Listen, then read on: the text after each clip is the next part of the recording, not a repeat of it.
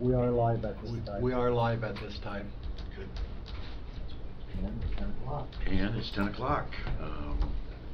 As Chairman Beggs is not here, I'd like to welcome everybody and ask for a roll call, please. Mr. Erickson? Here. Mr. Morris? Here. Mr. Hardy? Here. Mr. Walker? Here. Mr. Dykes? Here. Excused by the chair. Excused by the chair. I would ask for approval of the minutes from August 10th, 2023. So moved, Walker. So moved, Walker. Support. Moved by Walker, supported by Erickson. All in favor, aye. Aye. Opposed, same. Motion Any carries. changes to the, Changes to the agenda.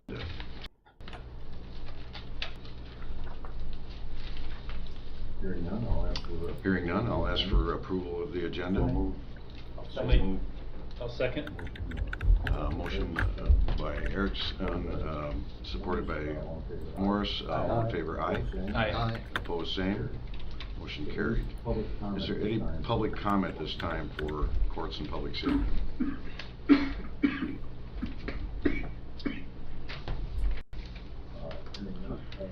Hearing none, John.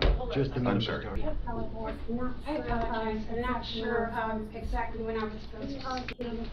We are here with the Heart VFW Auxiliary, and we are looking to plan to train in honor of the veterans that have committed suicide and also for awareness. Could we get the name and ask the lady? the name and ask the lady to step up to the Please step up to the podium, if you would, please. So the recording can pick it up. Thank you, Mr. Hardy. Just your name My and, name is Michelle Hildebrand, and I'm here with the Heart VFW Auxiliary. September is Suicide Awareness and Prevention Month, and we would like to find out about planting a tree, and having a plaque that would state that, and, you know, where veterans can go for that. I had thought about the county building on Griswold Street, because that is where the Oceana County Department of Veteran Affairs office is at. But as far as where we would be open to suggestions. okay. We'll take that under advisement for right now. And appreciate it. Thank you. We'll get back with you. Thank you. Prosecutor Bison and FOC William Cummings request a transfer of Title 4D position from prosecutor to friend of the court, number 2023-96.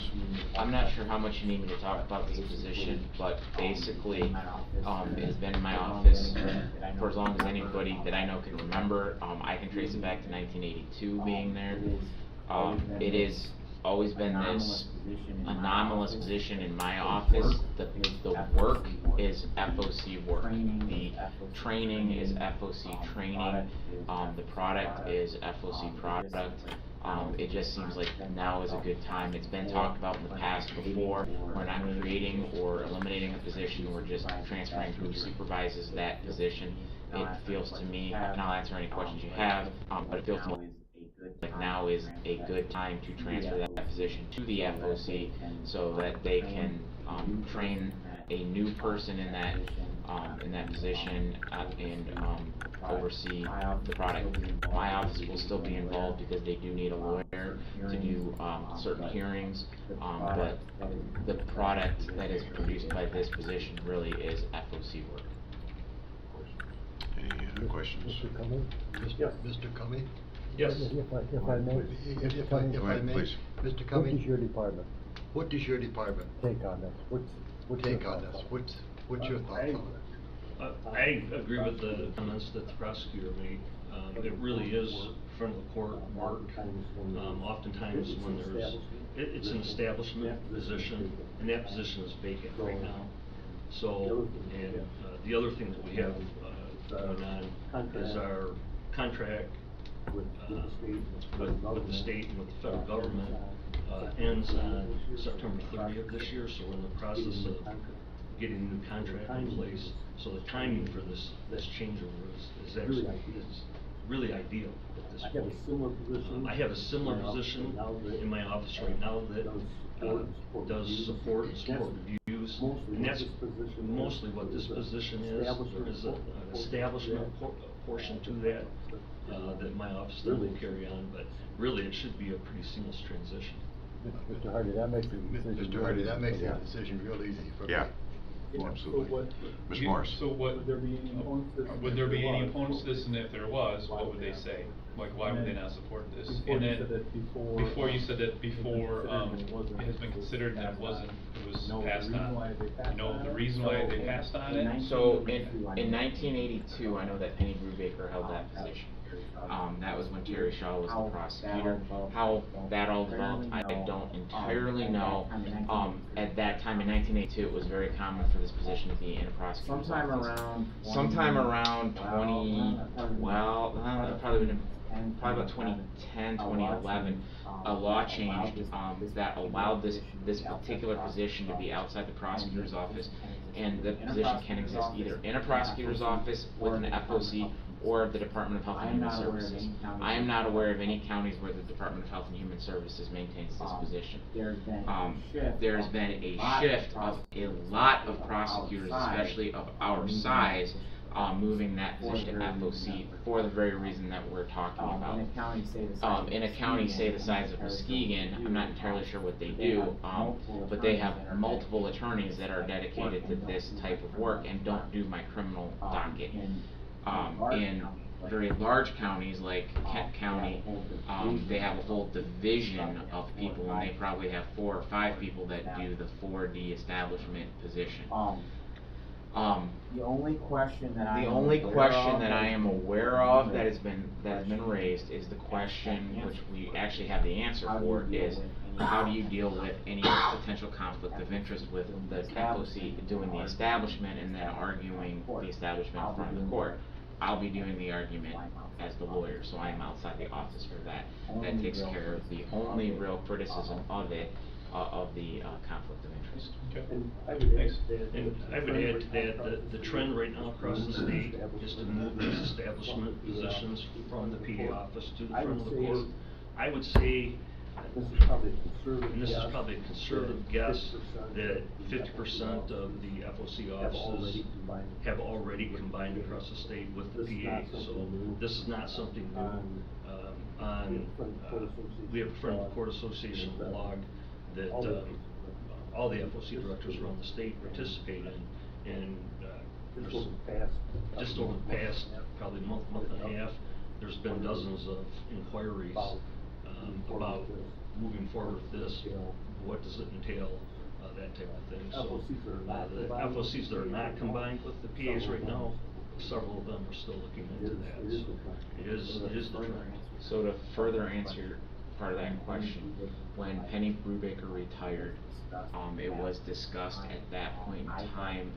I had just become elected and was not looking to do any seismic transfers, and the law was pretty new, and we didn't know how other counties were dealing with it. Like Mr. Thomas says, it's certainly the trend, and I would say, well, probably, I think his estimate is right about 50% of counties our size, it's more than that. I had Carrie Cordo work for me for several years. When she separated and went on to other adventures in her life, we talked about it. And at that time, we didn't have the contract up, and there were other considerations that were going on, and it just wasn't a good time. Space was actually a big issue. The county board and administration have been really good. We now have an area that we share with equalization that is ultimately up to the board, but if that space was transferred with the position to FOC, that solves the space issue. I'm good. Yeah, I appreciate it. Yeah. Thank you. Absolutely. Anyone else? Michigan Department of Health and Human Services. How would that have been? How would that have So been?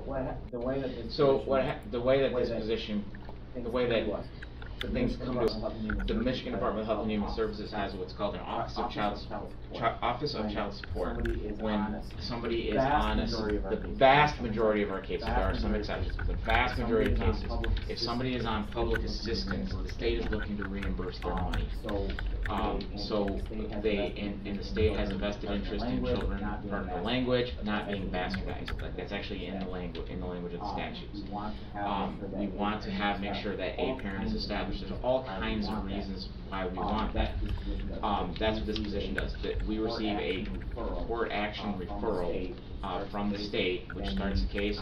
Then we contact the parties, try to see how everybody stands. If somebody says that John is the father of little Jimmy, he can either admit it and say, yep, I am his father, and we start the process of establishing the support, or they have the right to say, I'm not so sure, and we do testing, and there's all kinds of rules and due process on this, but that's why the Department of Health and Human Services is involved, and that's where we get our cases from for people who are on support. And even we have, fathers who are in prison, can't pay anything, but there's still a vested interest in establishment, because if, say, that person were to become deceased or maybe incapacitated, there's like SSI, SSD money for that child that's on the board, and we want to make sure that those kids are taken care of. That's the purpose of this position. Anyone else? Gentlemen, Prosecutor Bryson and Mr. Cummings, thank you very much. Appreciate it. Thank you. Department head report. Yes, Troy. Morning, everyone. Just an update on the fire department's joining MABUS, the Michigan Box Alarm System. It's the mutual aid system that would provide hazardous materials response teams to the county that we haven't had an agreement that would guarantee that response. We talked about it previously. Yesterday they got approved into MABUS as a county group. All the departments came together, joined as one asset. They got approved yesterday, so officially today we had a hazardous materials, we are guaranteed a hazard materials response team to come to us, where we only had the promise of, if we're available, we'll come. So that's a really big deal for us to have that, and it's free because it's a mutual aid. They may go to a paper mill fire once every 5 years, and in return they get hazardous materials. So that was really good news. Any questions on the MABUS issue? And then, just so you know, that's a huge lift. We're talking with some people involved in MABUS, and they don't believe there's ever been all fire departments in a single county who have joined together to do this. There's been fire departments that hit and miss, all finally ended up coming into MABUS, but never did one come in and all of them come in at the same time. So kudos to those departments for making that happen, especially on pay systems. The other one is I want to let you guys know that I've successfully completed all of my classes for my professional emergency manager certificate, and I would take my final state exam on Wednesday. Congratulations. Thank you. Congrats. Good luck with the exam. Yeah. We missed you at the county fair. We missed you at the county fair. Yep. Can you tell us what you were up to? I was out of town. Thought you were at a seminar. Thought you were at a seminar. What's that? That's what I said, I was out of town. Yeah. PEM class. Yeah, Trying to I was finish hoping that to up. have I was hoping to have our trailer there, it didn't make it. our trailer there, it didn't make it. The trailer was down getting labeled. I didn't get back in time. The nurse Scheller and I Yeah, I discussed know, I that. thought and it- it just- Yeah, I know, I thought it was. But it is finished labeled? But it is finished labeled, it looks great. They actually finished it, and they missed a letter, so it had to get redone. Skip the letter, missed the letter. Skip the letter, missed the letter. Yes. No, that's. So, but that's why I was there. That wasn't contact with everybody. But I was in contact with everybody, and everything went well.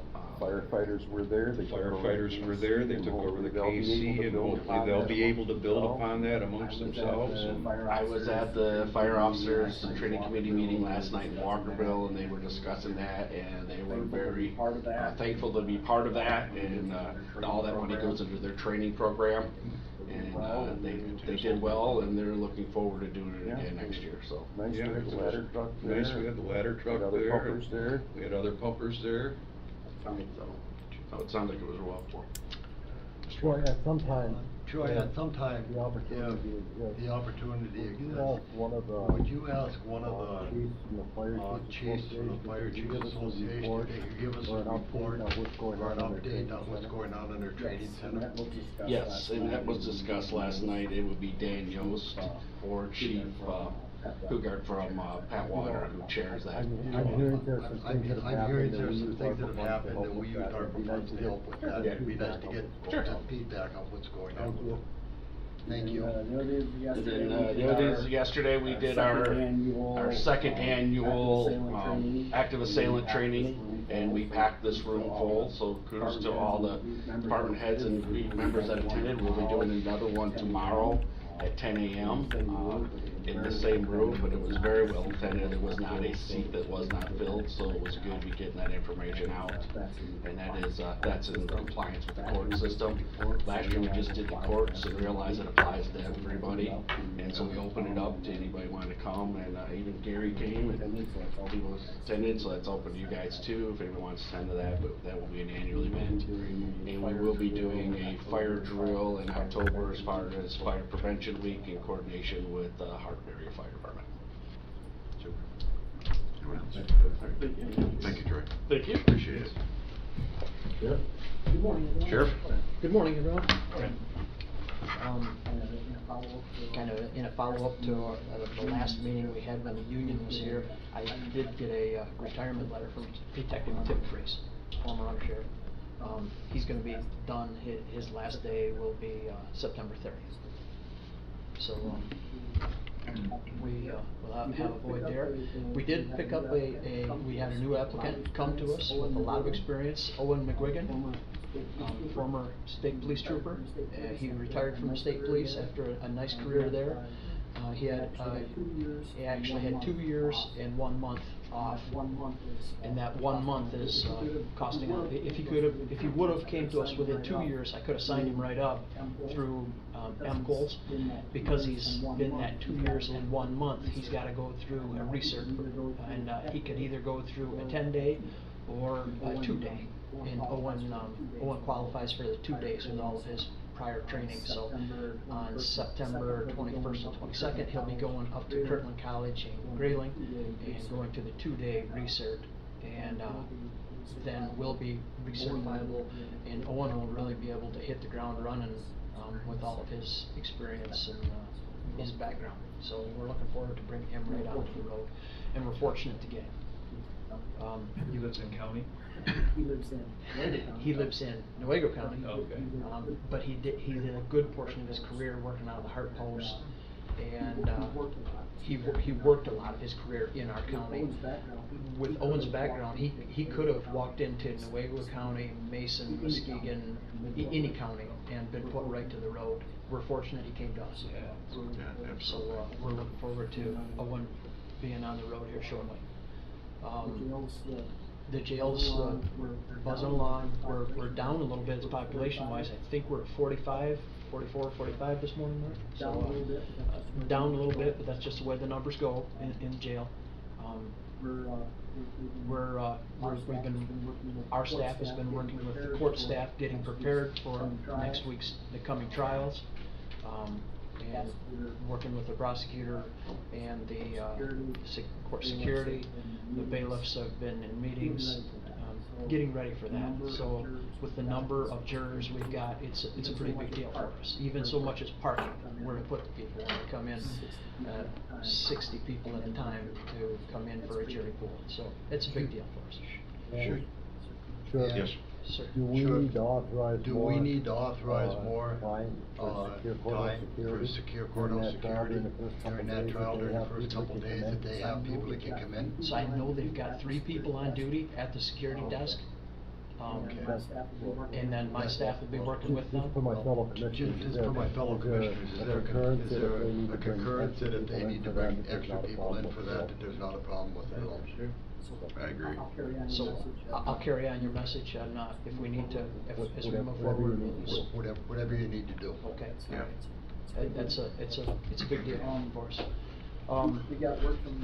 We got word from the secondary road patrol from the state that our number this year is up to 78,700 that we're being granted for secondary road patrol, and so that number's up significantly. It's up significantly across the state, but we're fortunate to have that number up as high as it is for us. So we're very happy about that. Road patrol's busy with the guys that we do have on there. They're busy. It's coming into car deer season. We're getting a lot of accidents that we always do this time of year. We're taking them as they come. Any questions for me? Okay. Thank you much. Sure, thank you. I'll be here the rest of the day. Morning, Gary. Gary? Morning, Gary. Just wanted to update you on a few parks things. Been able to work out a program with Kurt Lohan at the airport. I found that there's about half a hangar that's been empty for quite a number of years since it was built. And I've always tried to find a way, or we've always tried to find a way to consolidate all the stuff that's in Pete's garage or my barn or Joel's barn or wherever the case into a county facility. It's county property. So Kurt has allowed us to go into the airport, into this half of a hangar. We now have a nice clean dry space that's got lighting, and we've been moving signs and grills and all sorts of other equipment into that facility. So it's really a win-win for everybody here. He also has offered a little bit of potentially what could be an office at some point in the county airport. He has extra room there. Also, he invited us to use the meeting room that they have for flight planning that doesn't get used very often, apparently. So that's been a great relationship. Had a really good relationship this summer with the Road Commission again. They did the mowing of the county parks, did a great job. They mow all of the parks except for Mill Pond and Crystal Valley. Those are privately contracted just because of the size of those two parks. But the Road Commission just continues to work with us really well, and we continue to push that forward going forward. So Cedar Point, we had really a great opportunity the other day at our county parks meeting. We awarded Pete Lundborg basically a brass sign that will be installed at Cedar Point Park, and we're rename the walkway to the beach Pete's Walkway. And Pete has put in over 3,000 hours of service to build that walkway and that platform out there. So if you've not been out there lately, he's working on the latest edition. I constantly tell Pete, we have to get this finished. This is going on for 5 years. And he said, well, I got a little more over here I want to do. Like, okay, no more walkways or lookouts. We have to keep going. So we're working on our 5-year plan with West Michigan West Michigan Regional Shoreline Development Commission. There is a 10-question survey that's online and on the county portal. We ask everybody to fill out the portal, and it's really quick yes/no questions. We really need your input. I think the other day we had 32 responses so far. We'd like to see a couple hundred if we could. So that's a good opportunity.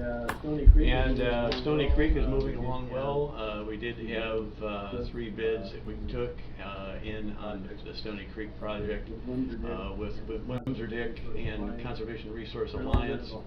We're in a little bit of a hold-up right now.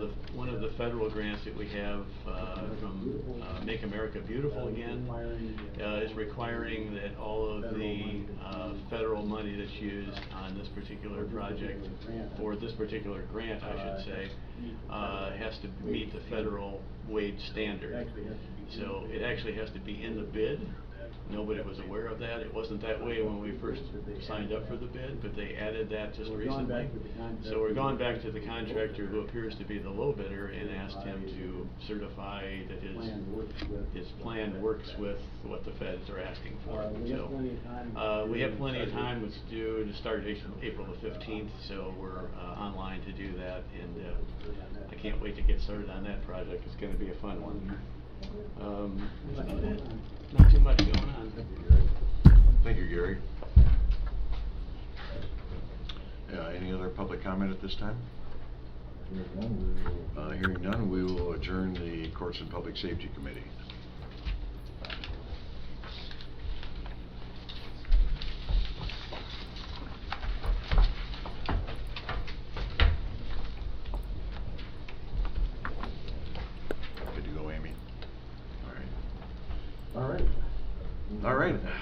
Moving on, I'd like to call to order the Finance and Administration Committee. May we have a roll call, please? Mr. Erickson. Here. Mr. Morris. Here. Mr. Walker. Here. Mr. Beggs. Here. Excused by the chair. Mr. Hardy. By the chair. Here. I would ask for approval of the meeting minutes from August 24th, 2023. I'll make that motion. Support Walker. Morse? Support Walker. Motion by Morris, support by Walker. All in favor, aye. Aye. Opposed, same. Motion carried. Are there any changes to the agenda? Could we add a couple planning commission items? One's about the White River Zoning Board of Review, and the other's about a member of Planning Commission being on the brownfield. And I'm gonna invite Mr. McKean to be a part of some of that, conversation, as he's a Planning Commission member too, and actually Gina's around. Miss Lorea is around too, and she's on the Planning Commission, but she didn't know that I was having this up. That's right. All right, we'll add those below the housing needs assessment presentation. Yeah, any other changes to the agenda? Hearing none, I'll ask for approval of the agenda. So moved, Walker. So moved, Walker. Support. Support. Moved by Walker, support by Erickson. All in favor, aye. Aye. Opposed, same. Motion carried. Is there any public comment at this time for Finance and Administration Committee?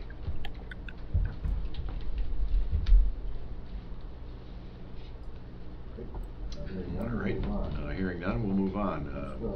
Kitty Tunstra and Director John Terrazano for Housing Needs Assessment presentation.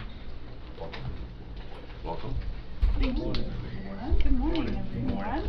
I think I probably don't need to introduce myself. I think we're all pretty familiar with each other. So I'm here today to share with you on the progress of the housing needs assessment. So if everybody remembers, the board recognized that housing is a critical need in Oceana County, as you've heard over the last many years from stakeholders about the consequences faced by employers, businesses, schools, and municipalities about the lack of housing options available. Because of that feedback that we've received from the community, the board also requested our the board approved our request to facilitate a countywide housing needs assessment, and that proposal was funded through ARPA funds and approved by the ARPA subcommittee. So our last housing needs assessment that was conducted in Oceana County took place in 2005. So this has been long overdue. It is a tremendous resource, and we're very excited to share with you some of the results from that assessment today. After we had received several proposals from companies that could conduct that assessment, we selected Bowen National Research. They are an entity out of Ohio, but their primary focus is on conducting housing needs assessments. They have completed assessments in Mason County, Muskegon County, Ottawa County. Lake is currently underway, and of course, Oceana has been finished. They've done a few other counties in Michigan as well, but it's been very interesting to see how they have much more of a regional picture now, because they've done a lot of our county neighbors in terms of what some of those patterns are in West Michigan. So I believe that they will speak to that at our public presentation coming up later this month, and I'll get to that. Bowen began their work in late spring, gathering data on Oceana County. They have traveled several times to Oceana County to conduct assessments of housing stock, and also to survey potential development sites as well, which are identified as part of the report. They have sent out stakeholder surveys electronically. We helped provide a list of elected officials, municipal leaders, area employers, chambers of commerces, schools and other educational institutions, social service agencies, financial institutions, realtors, developers, etc. So we tried to get this information and questions out to as many entities as possible to receive that feedback. Those surveys were broken into two groups. One is just a general stakeholder survey, and one is more geared towards employers and what those needs are relating to housing that they're seeing. 76 responses were received, which was fairly solid. And so the draft of the housing needs assessment which is a pretty hefty document. This is it, all printed out. It's 312 pages. And hopefully everyone has had a chance to look through it. It is packed with an incredible amount of information. Not only is it housing specific related, but there's a lot of demographic data included in this in terms of population characteristics, migration, in-migration and out-migration patterns, aging rates, all kinds of information that is applicable to sectors outside of housing as well. So our hope is that the county and the public will find the information in this report very useful for the next several years. This housing needs assessment not only took stock of where we're currently at, but also projected what our housing needs and our gaps are over the next 5 years. So we have an idea of some of the trends that are coming down the road that we are going to have to deal with, face in one way or another. So it allows us to be a little bit more strategic in terms of the policy that we set and the resources that we commit to solving some of the housing challenges that we have in Oceana County, because it's not just a snapshot of now, it's a projection of the next 5 years and those challenges that we'll face. So this draft assessment was provided to the administrator, and if anybody has trouble with any links or needs it to be sent out more directly, please let us know and we can get it to you as well. And then we had, this draft was also shared with county administrator, but also other stakeholders that were primary in terms of pulling this data together or partnering in it in some form or fashion. So for example, City of Hart, the Village of Shelby, and Shelby Township all purchased separate components added onto the study. And so we provided the draft to them as well, because then in mid-August what Bowen conducted was a presentation of information, kind of some of the key highlights from the draft, but also allowed for discussion on are there concerns in wording, are there tweaks, did we not capture something quite right, because it is our county. So they're recognizing that we're the experts here for the nature of our county, and do we have things sufficiently captured. So there were a few minor tweaks, but nothing terribly significant. So that information was provided for the county to participate in as well. So in a minute, I'm going to have John come up here and kind of share with you some of the key highlights that Bowen presented from that August presentation from the draft. We'll try to do as good as they did, but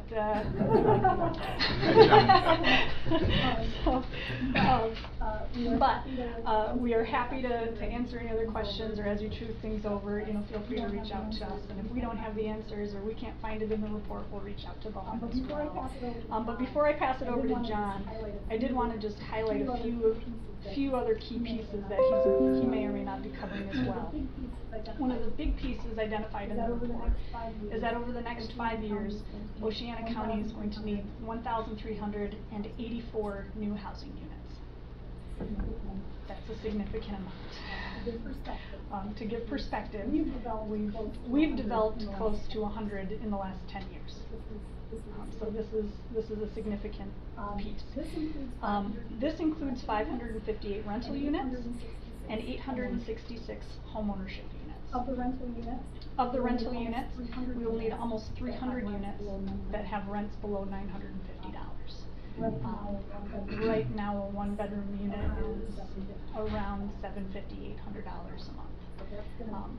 So that's there's some challenges with that. Of the housing units that are in existence in Oceana County, 434 of them are considered substandard. So the definition of that includes multiple categories, but that includes lack of plumbing, incomplete kitchens, things of that nature. We have just under 22 households that are considered housing cost burdened, which means that they're paying more than 30% of their monthly income towards housing costs. And when you have households that are cost burdened like that, that's less dollars that go into the local economy. It's less money on groceries, less money for gas, less money for goods and services, and household budgets are much more strained. So we end up seeing families going without rather than participating in our local economy.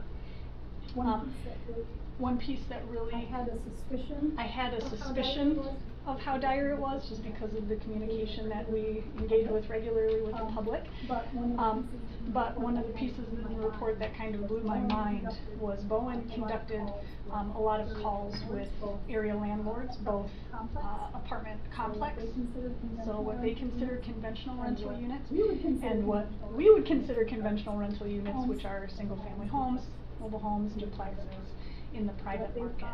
What they found was in the private market rental units, they found 0 vacancies. 0.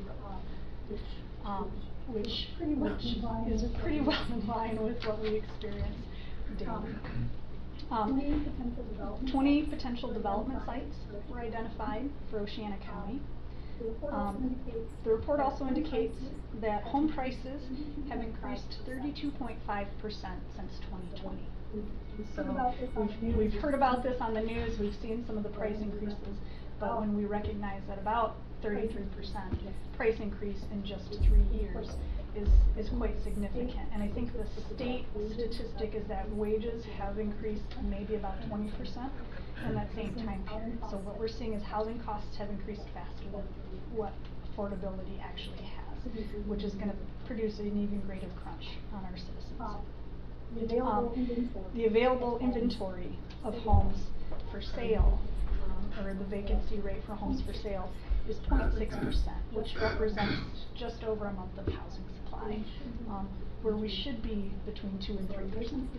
So our vacancy rate, both on the home ownership side and on the rental side, is incredibly low, which means that we've got a bottleneck. We've got households that need to move, that can't move, seniors that might want to downsize, free up their home for a young family to purchase, but there's no place for a senior to go. And on that note, 56% of Oceana households are 55 or older. So we have a significant portion of our county population that is senior, and that percentage is projected to continue to grow and grow and grow. It's our largest growing segment over the next 5 years. So not only do we have the housing needs to consider in that needs of the senior population, but also other goods and services. How can we support that population? So with that, I'm going to turn it over to John Terzano. John is our development coordinator with our organization, and he has taken the lead on this housing needs assessment project. So while I'm speaking to you today, taking credit, it's really John that deserves a lot of this. He's done all of the work, most all of the work. It's really a team effort. Gina Loera is with us as well. She is our executive coordinator and pulling this project together. Very fortunate with the team that I have. And with that, have fun with numbers. Have fun with numbers. What I have here is really the slides that Patrick pulled. It's really a summary of the highlights, and it's the basis of his presentation that he'll be doing on the 27th. I'm going to jump through it, relatively quickly. Of course, the primary study area, of course, is Oceana County, but if you look on page 4, you'll see that we divided it up into 3 submarkets. The east, which is east of Oceana Drive, the central corridor, which is basically all along Oceana Drive, and then of course the west. On the next page, you'll see we have in the county almost 43% are unmarried, and we have 10.7% which have a high school diploma. The reason why they pull those figures out, because that really, they're major factors and play an important part in the overall housing affordability for the county. As Kitty mentioned, you'll see it on page 7, the senior housing population is growing. One of the things about the state of Michigan is about a decade ahead of the rest of the country where in the next year or two, we're gonna hit the tipping point where the majority of the population in the state will be seniors, 55 and older. The rest of the country is about 10 years behind us, and so that really has a major effect in terms of the type of housing that you're going to be looking at. On the next page. On the next page. Almost 43%. Almost 43% of the county renter households earn less than $30,000.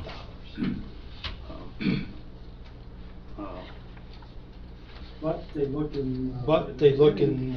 In the beginning that the increase is going to be household growth with people of $50,000 or more. In owner households, you're looking at almost 18%. That's on the next page. That's on the next page. Earn less than $30,000. Almost 27%. Almost 27% are at $40,000 or less. On the next page, page 10, you got some migration patterns.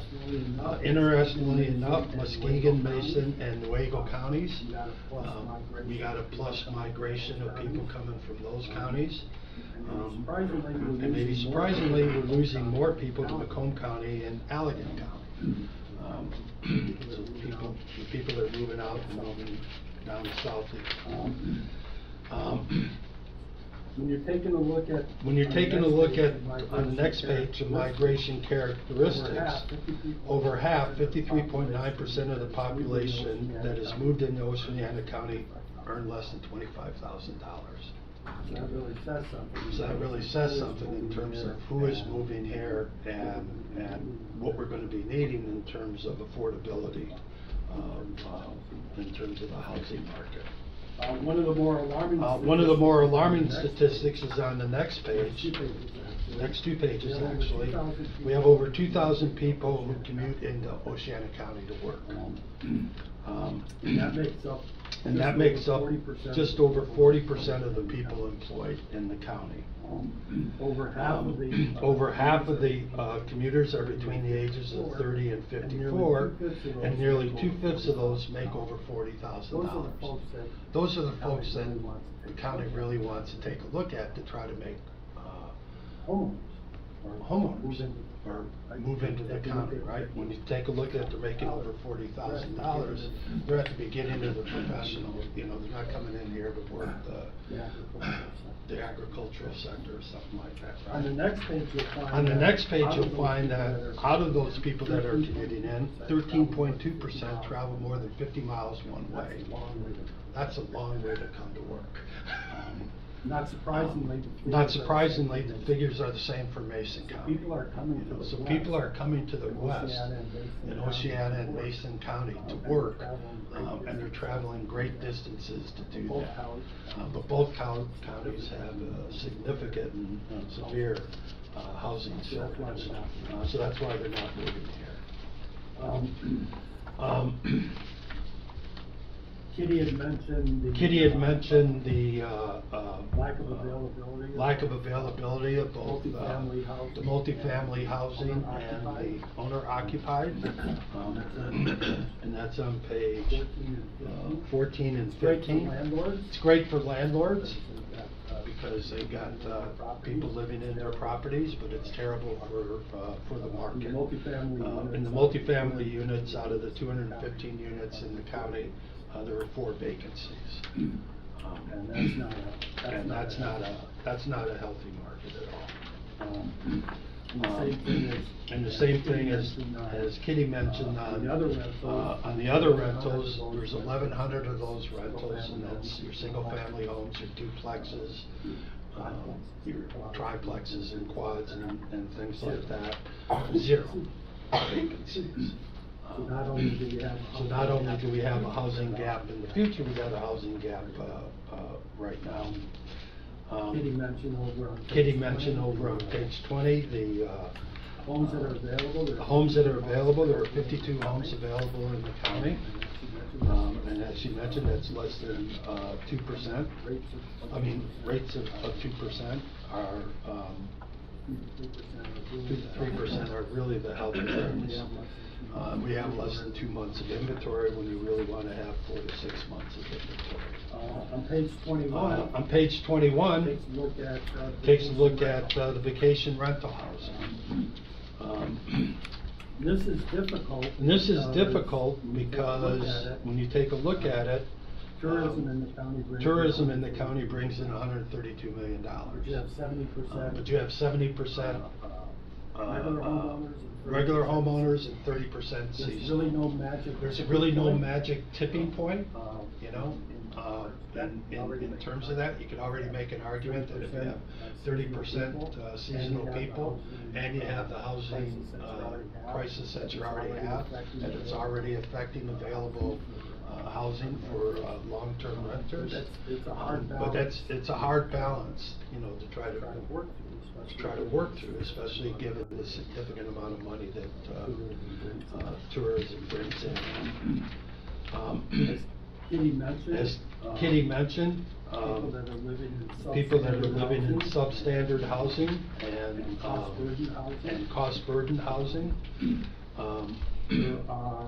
There are, as she mentioned, with respect to cost burden, 16% of the renters are cost burden, which means it's 30% or more. Over 8% are severely cost burden, which means you're paying over 50% on the rent.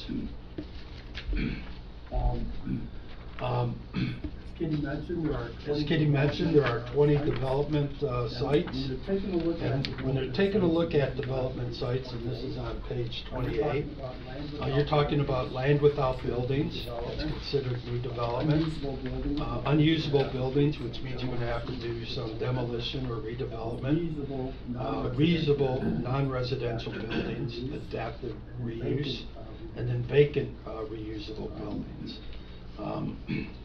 There are 10 properties. There are 10 properties with at least one existing building, and not necessarily vacant, and they may require demolition. There are 10 properties that were vacant or undeveloped parcels. 7 of those sites are in Hart, 6 are in Pentwater, 3 are in Hesperia, 2 in Shelby, and 1 each in Mears and Rodbury. There's a total of 125 acres that's available in these 20 properties.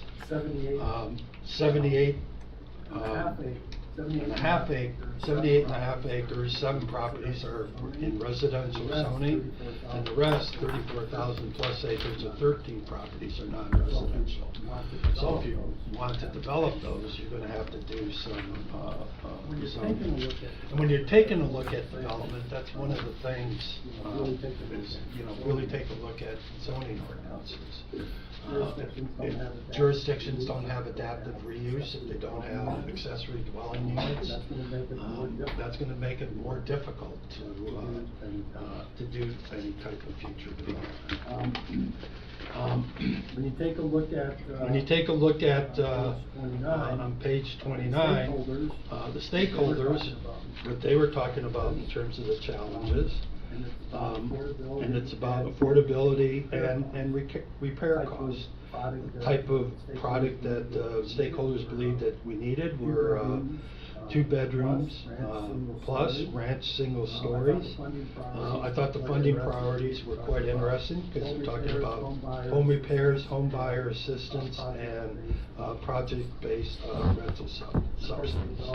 Of course, the development barriers we all know right now are cost of materials and labor and financing. But again, you have to take a look at zoning. On the next page, when you take a look at employers, it's not surprising here. Most of the employers say that they'd be hiring more people if they could get housing. That's really, you know, what it boils down to.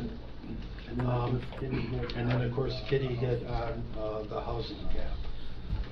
That's very quick. That's very quick and very brief. And my apologies to Patrick Bowen.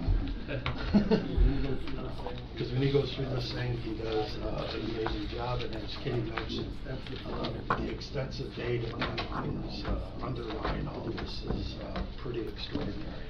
And with that, I'll just give it back to Kitty, because just like in 2005, you know, it's one thing to have a study, but if you don't do anything with that study, then it's wasted money. And back in 2005, when the last housing study was done, there was a good outcome of that, because that's when the Oceana County Housing Commission was started. You know, so there was some very good and very positive response to it.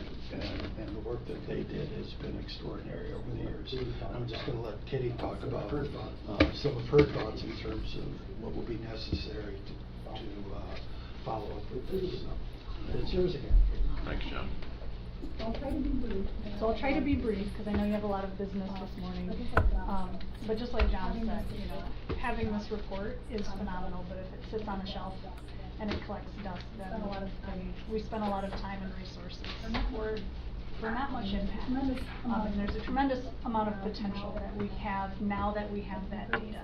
And you've heard me speak before about how important it is for us to make data-driven decisions.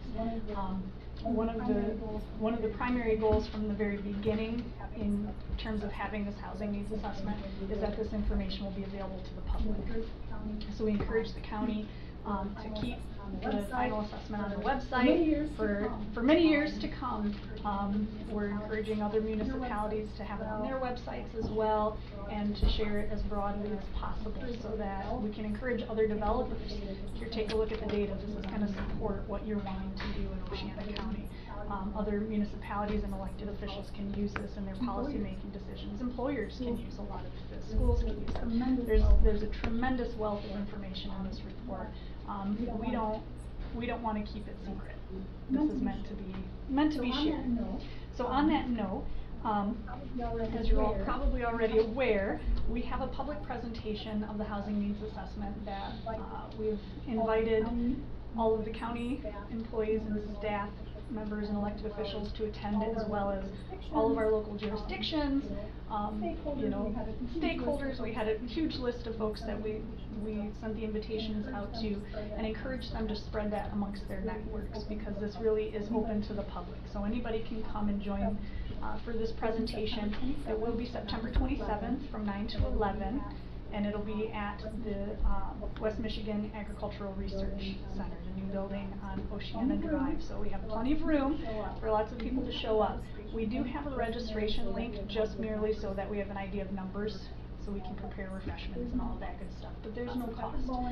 So Patrick Bowen will be coming up from Ohio, and will really do a tremendous presentation diving deep into these numbers and the trends. We're going to have a lot of time for question and answer, so we can really get into a bigger feel for whatever the different sectors might want to know a little bit more about. So if you're a data geek like me, this is going to be a fun party. So come and join us. What we're hoping to come out of this is a housing task force. So while we recognize that we've done a lot of housing work in Oceana County, we can't do it alone, and we've appreciated very much the county's partnership in this housing needs assessment, because this is not an undertaking that we could have done by ourselves. And so the county's generosity is really preparing us well to develop some strategic initiatives and resources and relationships to help figure out what we're going to do now, how we're going to address this challenge now that we have it identified. It's no longer this big amorphous, we need more housing. Now we know what type of housing, what price points, what areas, what kinds of development we can encourage and draw in, and what some of those barriers are in different locations in the county that's preventing that from happening. So we can build on the strengths that we have, but we've also identified some of the challenges that we need to work through. So we would like to create a collaborative body that would include persons across public and private sectors. Because again, an effective approach is gonna require a broad variety of skills, resources, and investments to make this happen. We are looking into some of the housing coalitions that have been created across the state. Housing Next and Housing North. Housing Next covers Ottawa and Kent County. Housing North covers our 10 counties of northwestern Michigan. They've done tremendous work in building up these collaborative bodies. So we can learn from a lot of the lessons that they've implemented. And we're hoping that after the public presentation, we'll have more momentum and more interest to really draw in a good group of folks to work on some of the strategies that we need to have in place. So while the challenge is significant, I think that the opportunities that lie ahead of us are really tremendous. And it gives us an opportunity to position Oceana County as a key place in western Michigan, not only where we have 2,000 people coming in every day to work, but where folks really are drawn to live and play, recreate, and raise their families, retire, and contribute to our community. So I guess with that, any questions? Mr. Walker. Good morning. Good morning.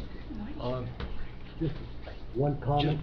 One comment on this on this excellent amount of information that we have here. Information. Very valuable The only information. thing The only thing that I was Trailside surprised the that State Trailside the wasn't State listed wasn't listed as a possible possible place for development. Everybody asks all the time Everybody about asks all the time about the property Jim Wickstro just sold to Rothbury, what's going on with it. It's zoned residential at 38 acres. It is a flat And piece of it is a flat piece of property. property, It's not recognized. you know, and it's not recognized here. But, I think a lot of you know. I think a lot of that I you know spent several years that I in the spent building several industry. years in the building And industry. I've actually been a residential licensed builder since And 1988. the reason I was a licensed And the builder reason was I was a because licensed builder was spec because I homes. was building spec homes. Spec home The spec development home was very development was friendly. very, very It was kind to very me, good. and it was very good to me. And I recently started working I with a recently person started working with a to do person home. to do a spec And home. there is And a tremendous there is need a as tremendous we need as see we on this. see on this. And I've talked to people And that I've I've worked talked with to in the people building that I've worked industry, with in the very building good friends of industry, mine who very were good friends of mine who were building clients of industry. mine in the building industry. The problem that we The have problem that we is have in order to is cure in order to cure affordable the housing affordable housing crisis that we have. crisis that we The have. lending The lending institutions institutions have have to to buy buy into into it, it and they Won't. won't, period. I dealt with a person with I dealt with a person with an 830 830 credit and the rating. local bank was And the not local lending banks him would not a lend him to a build dime new to home. build a new home. He had a co-signer. He had a co-signer I'll just who take said, out a I'll loan just take out a on loan my personal on home, my personal and I'll home, pay for it myself, and I'll you pay can for it finance myself, it. and then you can The finance lending it. institutions The will lending not let you institutions take will out a not home let you take out a equity home, loan anymore. equity If loan you've done the anymore, if responsible you've thing done and the put your responsible home and thing and put your property in a home and trust. your property in a They won't trust. even talk to you. They won't even talk to you. The lending The lending institution, and once this person once this did get person did a get loan, a loan, there's only 5 draws. there's only allowed 5 draws for the whole allowed construction of for the the whole home. construction of the So home. the lumberyards So have to the wait. lumberyards maybe have to 60 wait days for their maybe money. 60 days The for their plumbers, money. the The plumbers, HVAC the people, HVAC people, everybody they'll has only to give wait you 5 because they'll only give you 5 The draws. crisis is The not crisis going to is be not solved going to be solved until until the lending institutions buy And what into they it. want to And happen. what they want to happen, and Banks the that I know banks well that I know have said well this. have said this. The only people that they The wanna only work people with that they want to work with on affordable housing is tract housing. They want people to come in from the big metropolitan area and put those up because they have a system on how they build them. They're all cookie cutter. They do them fast, they do them quick, and they do them cheap. And they don't want the type of home that people want to live in here. I've been through this I've been through this for the last 9 months. And go to any builder that any of you may know and ask them what their opinion is on building new construction, I have built in Oceana County in alone, Oceana County 4 homes alone, that I've sold. 4 homes that I've sold. But because I stepped But aside because and I didn't build stepped 3 aside homes and didn't within the build last 3 2 homes years, within the last 2 I didn't years, even qualify as I a didn't even builder, qualify as a licensed builder even though I'm in Michigan. licensed in the state of Michigan to build homes. With the lending with the lending institution. Therein lies your problem. Therein lies your problem. That's a big portion. That's 95%. That's 95% portion of it. Oh, the other side isn't the cost, it's the $250 a square foot that makes it hard for workforce families to The cost afford of as well. materials Have gone down. This time last year. A 4x8 half inch. You're probably aware that it's not uncommon for people to have that 20% down to buy a house now.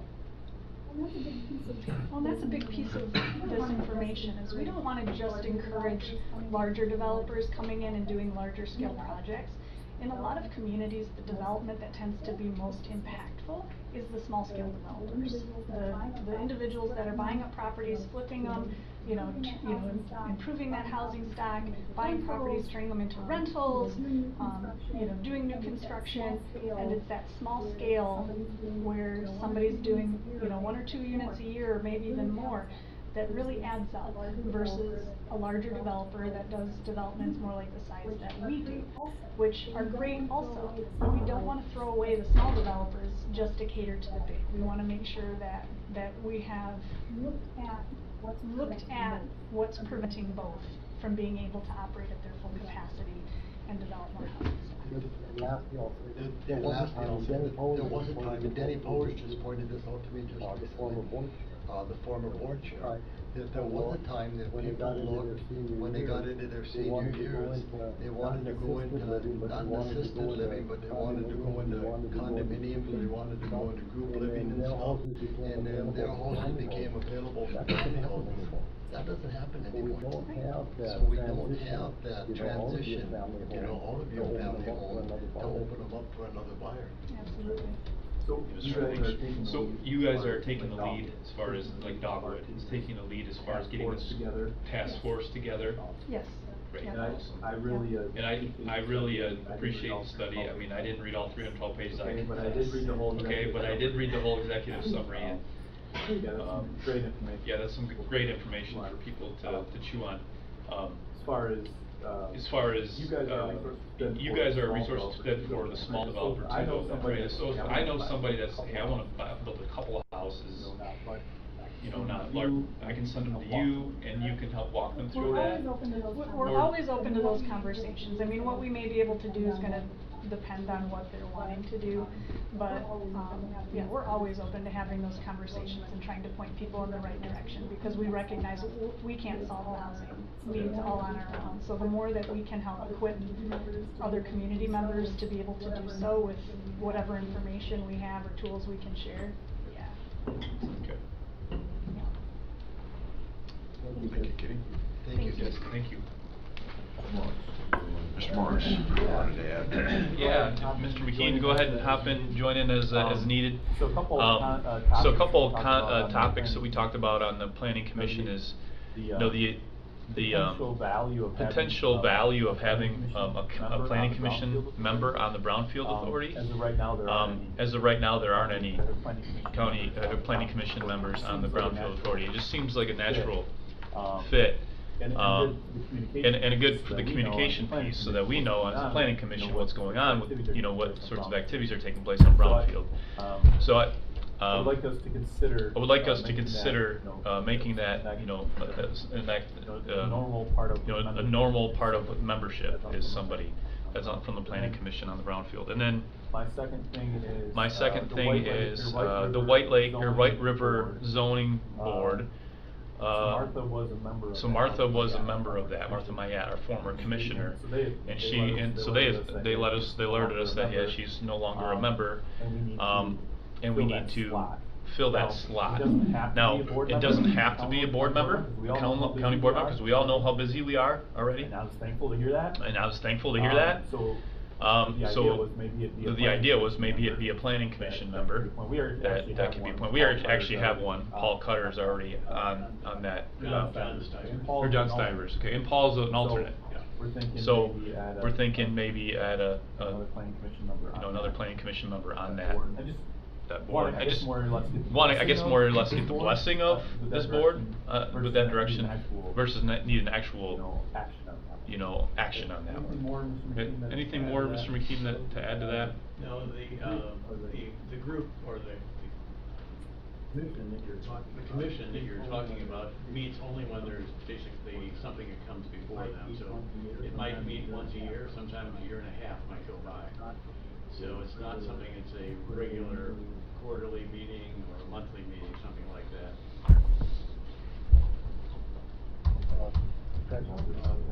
Sounds reasonable, yeah.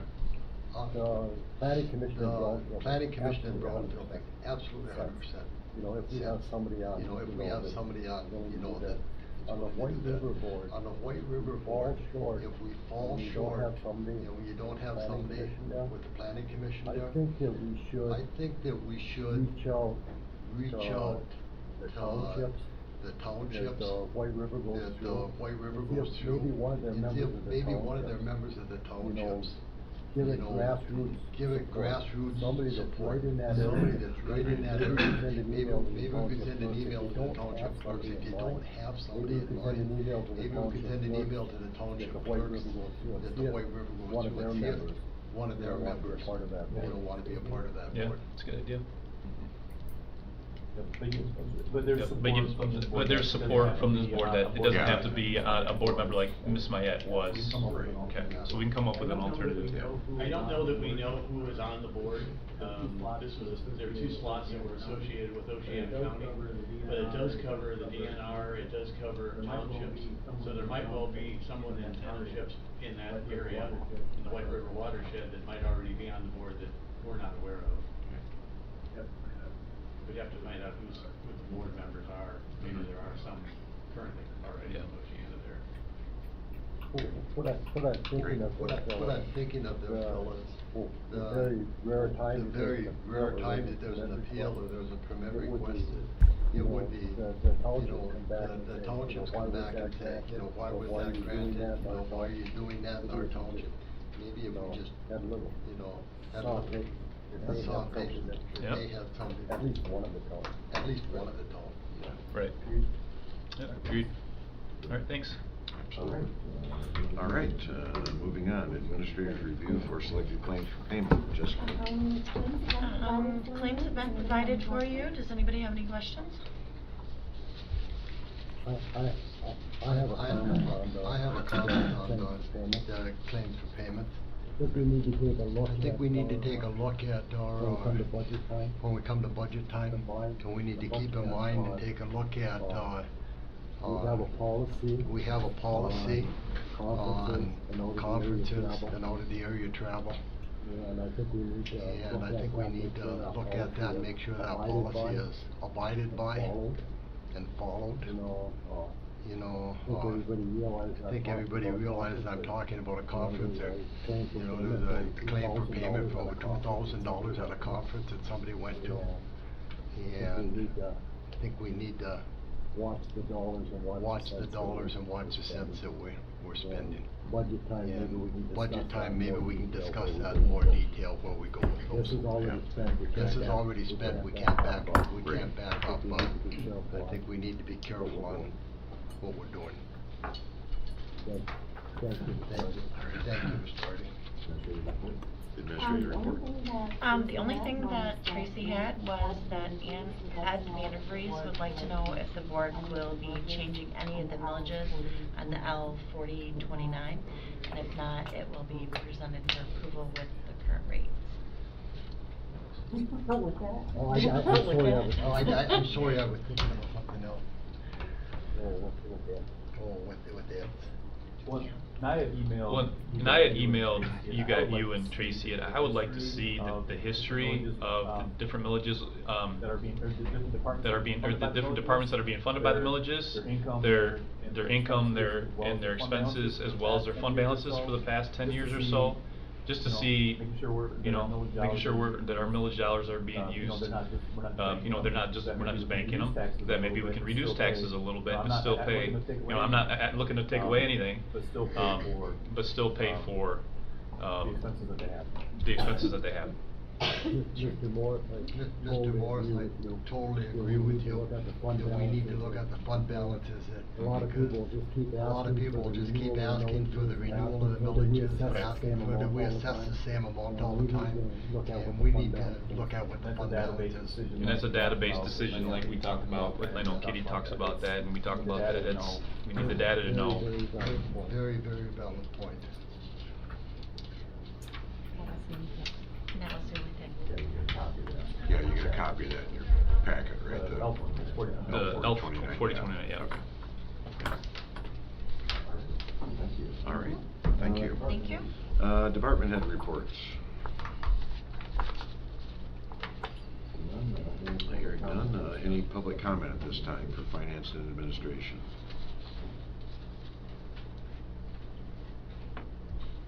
Hearing none, we will adjourn. Hearing none, we will adjourn. Take a short break until 11:30 for the regular board meeting. Yeah.